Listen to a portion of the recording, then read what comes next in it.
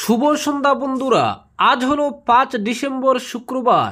আজকের সন্ধ্যার বিশেষ বিশেষ খবর হলো বিধায়ক জাকিরকে নিয়ে জেলা জুড়ে রাজনৈতিক উত্তাপ, ভিড়ছেন বিজেপিতে। হাইলাকান্দির রাজনৈতিক অন্তরে এখন সবচেয়ে আলোচিত নাম বিধায়ক জাকির হোসেন লস্কর। গত বছর পর্যন্ত তিনি ছিলেন এআইইউডিএফ এর অন্যতম মুখ। আজ তিনি আলোচনার কেন্দ্রে দাঁড়িয়ে আছেন। বিজেপির দরজায় কড়া নাড়বেন কিনা সেই জল্পনা ঘিরে জেলা জুড়ে যেন এক ধরনের রাজনৈতিক উত্তাপ তৈরি হয়েছে, আর তার কেন্দ্রবিন্দুতে জাকির হোসেন। সব কিছুর শুরু গত বছরের শেষের দিকে মুখ্যমন্ত্রী ডক্টর হিমন্ত বিশ্ব শর্মার হাইলাকান্দি সফরকে ঘিরে মুখ্যমন্ত্রীকে স্বাগত জানাতে তোরণ বানানোর ঘটনায় জাকির হোসেনকে দল বিরোধী কাজের অভিযোগে এআইইউডিএফ থেকে বহিষ্কার করে। সেই বহিষ্কারের পর থেকেই তার রাজনৈতিক অভিমুখ স্পষ্ট হতে শুরু করে। বিজেপি নেতাদের সঙ্গে তার ঘনিষ্ঠতা ধীরে ধীরে প্রকাশ্যে আসে। গত 17 নভেম্বর মন্ত্রী কৃষ্ণেন্দু পালের সঙ্গে হাইলাকান্দি জেলা বিজেপি কার্যালয়ে বৈঠকে দেখা যায় তাকে। এরপরেই জল্পনা আরও ঘন হয়। আর গত বুধবার মুখ্যমন্ত্রীর নির্দেশে প্রাক্তন মন্ত্রী তথা বর্তমান বিজেপি নেতা গৌতম রায়ের হাইলাকান্দির বাসভবনে মন্ত্রী কৃষ্ণেন্দু পাল পৌঁছালে সেখানেও বিজেপি নেতাদের পাশে জাকির হোসেনকে দেখা যায়। এই দৃশ্য জেলা জুড়ে আলোড়ন তুলে। সর্বত্র একটাই প্রশ্ন, তবে কি জাকির হোসেন শীঘ্রই বিজেপির পতাকা হাতে তুলতে চলেছেন? এই প্রসঙ্গ নিয়ে সংবাদ মাধ্যমের সঙ্গে আলাপচারিতায় জাকির হোসেন লস্কর তার অবস্থান স্পষ্ট করতে চাইলে বলেন, এখনও তার সিদ্ধান্ত পুরোপুরি স্থির নয়, কিন্তু তার কথার ভঙ্গি পরিষ্কার করে যে তিনি মুখ্যমন্ত্রী হিমন্ত বিশ্ব শর্মার উপর সম্পূর্ণ আস্থাশীল। জাকির বলেন, আমার বিজেপিতে যোগ দেওয়ার বিষয়টি এখনও এতটা স্পষ্ট না, একটু সময় দিন। মুখ্যমন্ত্রীর উপরেই নির্ভর করছে আমার রাজনৈতিক ভবিষ্যৎ। মুখ্যমন্ত্রী যা বলবেন আমি তাই করব। তিনি অভিযোগ করেন, মুখ্যমন্ত্রীকে স্বাগত জানাতে তোরণ লাগানোর মতো একটি সাধারণ কাজের জন্যই তাকে এআইইউডিএফ দল থেকে বহিষ্কার করা হয়েছে। তার ভাষায়, আমি শুরু থেকেই মুখ্যমন্ত্রীর পাশে রয়েছি, সেই কারণেই দল আমাকে বহিষ্কার করেছে। গৌতম রায়ের প্রসঙ্গেও জাকিরের বক্তব্য লক্ষণীয়। তিনি বলেন, গৌতম রায় 6 বারের বিধায়ক, 4 বারের মন্ত্রী, স্বভাবতই রাজনীতিতে তার অভিজ্ঞতা উল্লেখযোগ্য। গৌতম রায় মুখ্যমন্ত্রী হিমন্ত বিশ্ব শর্মাকে দেশের সেরা মুখ্যমন্ত্রী হিসেবে প্রশংসা করেন।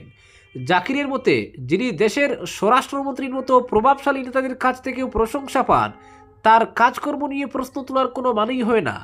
তাই তার রাজনৈতিক যাত্রাপথের সিদ্ধান্ত মুখ্যমন্ত্রী নেবেন বলে জানিয়ে দেন তিনি। জাকির আরও বলেন, আগামী নির্বাচনে প্রতিদ্বন্দ্বিতা করা বা না করা সব কিছুই মুখ্যমন্ত্রীর নির্দেশেই নির্ধারিত হবে।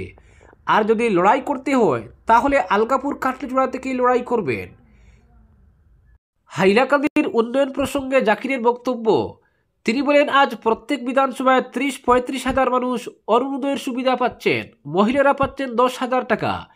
আগের সরকারগুলো কখনো এসব নিয়ে ভাবেনি। হাইলাকান্দি শহরের স্বাধীনতার 75 বছর পরও পানীয় জলের সংকট ছিল, আর সেই সমস্যার সমাধানে মুখ্যমন্ত্রী 6 ডিসেম্বর একটি বৃহৎ প্রকল্পের শিলান্যাস করবেন। তার রাজনৈতিক মন্তব্য বেশ তীক্ষ্ণ। তিনি বলেন, আমাদের রাজ্যে আগে হাজার হাজার সমস্যা ছিল, এসব সমস্যার জন্মদাতা কংগ্রেস। সংখ্যালঘুদের স্বার্থে কংগ্রেস কখনো কিছু করেননি। অপরদিকে কাল শিলচরে আম্বেদকর প্রয়াণ দিবসে বিজেপি তফসিলি মোর্চার সভা, আসছেন মন্ত্রী রঞ্জিত। আগামীকাল শনিবার ডক্টর ভীমরাও আম্বেদকরের 70তম প্রয়াণ দিবস উপলক্ষে বিভিন্ন কার্যসূচি হাতে নিয়েছে বিজেপি তফসিলি জাতি মোর্চার কাছাড় জেলা কমিটি। কার্যসূচির মধ্যে অন্যতম হল সকাল 10টায় শিলচর বঙ্গভবনে স্মৃতিচারণ সভা। এতে প্রধান অতিথি হিসাবে উপস্থিত থাকবেন রাজ্যের মন্ত্রী রঞ্জিত কুমার দাস। এছাড়া উপস্থিত থাকবেন ভারতীয় প্রতিরক্ষা গবেষণা ও উন্নয়ন সংস্থার অবসরপ্রাপ্ত বিজ্ঞানী জ্যোতিপ্রকাশ দাস এবং বিজেপির রাজ্য কর্মকর্তা দীপ্লু রঞ্জন শর্মা।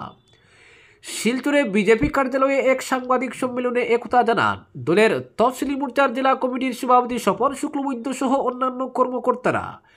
স্বপন বাবুরা জানান, অনুষ্ঠান শুরু হবে সকালে উন্নয়ন ভবনের সামনে আম্বেদকরের প্রতিমূর্তিতে শ্রদ্ধার্ঘ্য অর্পণের মাধ্যমে। এরপর বঙ্গভবনে শুরু হবে স্মৃতিচারণ সভা। এতে যোগ দিতে পারেন ওই দিন বরাক উপত্যকা সফরে আসা মুখ্যমন্ত্রী হিমন্ত বিশ্ব শর্মাও। স্মৃতিচারণ সভায় জেলার বিভিন্ন ক্ষেত্রের কৃতি ব্যক্তিদের সংবর্ধনাও জানানো হবে। অপরদিকে নীতি পুলিশি, প্রাক্তন ডিএসপির ছেলে সহ গ্রেফতার 2 যুবক। নীতি পুলিশি করতে গিয়ে মানসিকভাবে অসুস্থ ব্যক্তিকে চরম নির্যাতন, যার জেরে হাজতে টাই হলো 2 যুবকের। ঘটনাটি ঘটে প্রকাশ্য দিবালোকে শিলচরের ব্যস্ততম আবাসিক এলাকা অম্বিকাপট্টিতে। ঘটনায় দুই অভিযুক্ত অম্বিকাপট্টির যুবক পূরব সেন এবং তারাপুর চাঁদমারি রোডের বাসিন্দা রাজদীপ বিশ্বাসকে গ্রেফতার করেছে পুলিশ।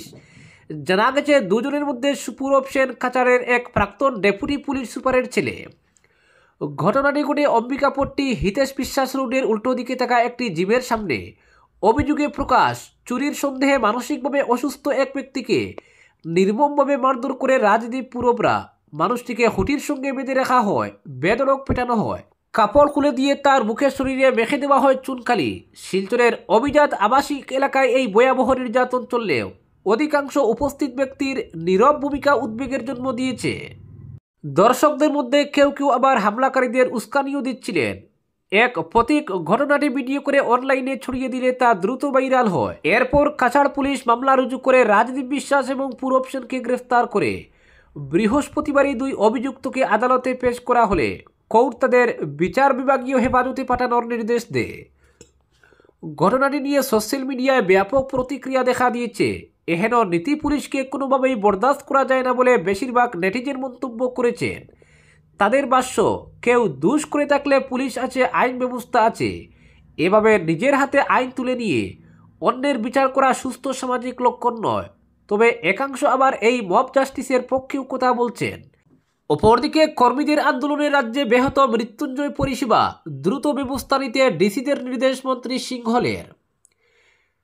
রাজ্যে জরুরি পরিষেবা 108 মৃত্যুঞ্জয় অ্যাম্বুলেন্স গত 3 দিন ধরে বড় ধরনের ব্যাঘাতের সম্মুখীন। চাকরির নিয়মিতকরণ সহ বিভিন্ন বকেয়া দাবি আদায়ে সারা আসাম 108 মৃত্যুঞ্জয় কর্মচারী সংগঠন গত সোমবার থেকে অনির্দিষ্টকালের ধর্মঘট ও কর্মবিরতি শুরু করেছে। দাবি পূরণ না হওয়া পর্যন্ত অ্যাম্বুলেন্স না চালানোর সিদ্ধান্তে অটল রয়েছেন চালকরা। চালকদের পাশাপাশি ইমার্জেন্সি রেসপন্স সার্ভিস ও ইমার্জেন্সি মেডিকেল টেকনিশিয়ানের প্রায় 3000 কর্মচারীও কর্মবিরতিতে যোগ দিয়েছেন। এর ফলেই বিগত 3 দিন ধরে 108 পরিষেবার কার্যক্রম মারাত্মকভাবে ব্যাহত হয়েছে। তবে পরিষেবা পরিচালনাকারী জীবিকে ইএমআরআই গ্রিন হেলথ সার্ভিসেস পুরোপুরি বন্ধ হতে দেয়নি মৃত্যুঞ্জয় অ্যাম্বুলেন্স পরিষেবা।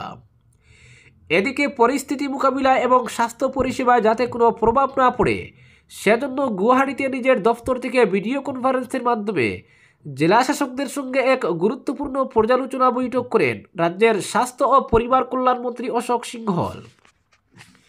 এ ব্যাপারে জাতীয় স্বাস্থ্য অভিযান আসামের ম্যানেজিং ডিরেক্টর জানান, রাজ্যের মোট 799টি অ্যাম্বুলেন্সের মধ্যে 357টি বর্তমানে পরিষেবা দিচ্ছে। মন্ত্রী বলেন, অ্যাম্বুলেন্স সার্ভিস এক জরুরি পরিষেবা, এর সঙ্গে মানুষের জীবন মৃত্যুর প্রশ্ন জড়িত। তাই এই পরিষেবা চালু রাখার ব্যাপারে সরকার সিদ্ধান্ত নিয়েছে। কর্মবিরতির কারণে কোনো অবস্থায় জেলাগুলিতে পরিষেবা ব্যাহত হতে দেওয়া যাবে না। তিনি প্রতিটি জেলার সক্রিয় অ্যাম্বুলেন্সের অবস্থা বিস্তারিতভাবে পর্যালোচনা করেন এবং জেলা শাসকদের সংবেদনশীল হয়ে কাজ করতে আহ্বান জানান। স্থানীয়ভাবে চালক নিয়োগ করেও যেন সমস্ত অ্যাম্বুলেন্স চালু রাখা যায় সেই নির্দেশও দেন মন্ত্রী। তিনি এই ব্যবস্থা সম্পূর্ণ করার নির্দেশ দিয়েছেন শীঘ্রই। এর পাশাপাশি মন্ত্রী জীবিকে ইএমআরআই কর্তৃপক্ষকে নতুন চালকের ব্যবস্থা করতে আহ্বান জানিয়েছেন। আজকের বিশেষ সংবাদ এখানেই সমাপ্ত।